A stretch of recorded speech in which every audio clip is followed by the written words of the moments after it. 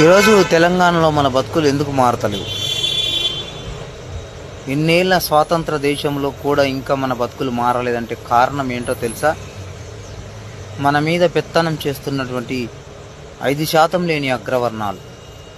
95% ఉన్న మనము దేహి అని అడుక్కొని తింటున్నాం. వాళ్ళు వేష పథకాలే మనకు మెతుకులు. గుర్తుపెట్టుకోండి.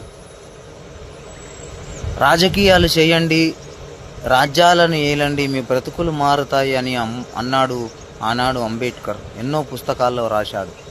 మీకు ఓటు హక్కునిస్తున్నాను, మీ పేదరికము ఏ కష్టం చేస్తేనో ఎట్లనో ఏమో చేస్తేనో పోదు, మీకు ఓటు హక్కునిస్తున్నాను, మీరు కూడా ఈ రాజ్యాన్ని ఏలే హక్కునిస్తున్నాను, మీరు కూడా ఈ రాజ్యములో ఎమ్మెల్యే, ఎంపీ, సీఎం, సర్పంచ్ అన్ని వార్డు మెంబర్ దాకా ఏ రాజకీయంగా నువ్వు చేయాలనుకున్నావో అవన్నీ నేను సమకూర్చిపోతున్నాను, మీరు రాజకీయం చేయండి, మీ బ్రతుకులు మారతాయి అని అన్నాడు.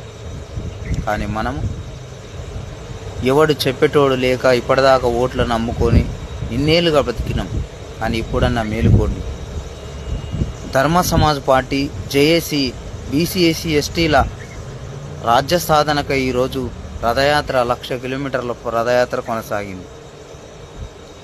మళ్ళీ ఈ రథయాత్రలో మనమంతా పాల్గొన్నాం. చాలామంది వాళ్ళంతా కూడా ఈరోజు పాల్గొని వాళ్ళు రాజ్య సాధన కోసం పోరాడుతూనే ఉన్నారు. మనం కూడా ఇందులో పాల్గొనాలి. పల్లెటూరు నుంచి మనమంతా కూడా రాజకీయంగా ముందుకు అడుగులు వేయాలి. ఆనాటి బాలలే నేటి పౌరులు అన్నట్టు మనం కూడా రాజకీయం చేసినప్పుడే ఈ ప్రపంచాన్ని మార్చే శక్తి ఉంటుంది. కానీ రాజకీయం ఎవడు చెయ్యలేదు, మనకు ఎవడు చెప్పడు. కాబట్టి మనమే నేర్చుకోవాలి. ఎవరైనా రాజకీయం చేస్తున్నప్పుడు వాళ్ళెంబడ తిరిగి వాళ్ళెంబడ బానిసగా ఉండొద్దు. ఒక కొత్త పార్టీని ఎంచుకొని కొత్తగా జీవించాలనుకున్నప్పుడు మనం కూడా సమాజంలో ముందుకెళ్ళాలి. కాబట్టి ఈ సమాజంలో ఖచ్చితంగా మనం కూడా రాజకీయంగా ఎదగాలనుకున్నప్పుడు కసితో రావాలి. ఈ పేదల బ్రతుకులు మార్చడానికి మనం కూడా ముందుకు రావాలనే ఆలోచన నీతోన ఉన్నప్పుడే నువ్వు రాజకీయం చేస్తావు. ప్రజల్ని మార్చాలి, ప్రజల బ్రతుకులు మార్చాలి. ఈ ప్రజాస్వామ్య దేశంలో ఈ ప్రపంచాన్ని ఏలే సత్తా మనకు ఉన్నప్పుడు మనం ఎందుకు ఊకే కూర్చోవాలి? ఓటు హక్కు ఇచ్చిన ప్రతి ఒక్కడు పోరాడే హక్కు ఉంది. కాబట్టి పోరాడండి.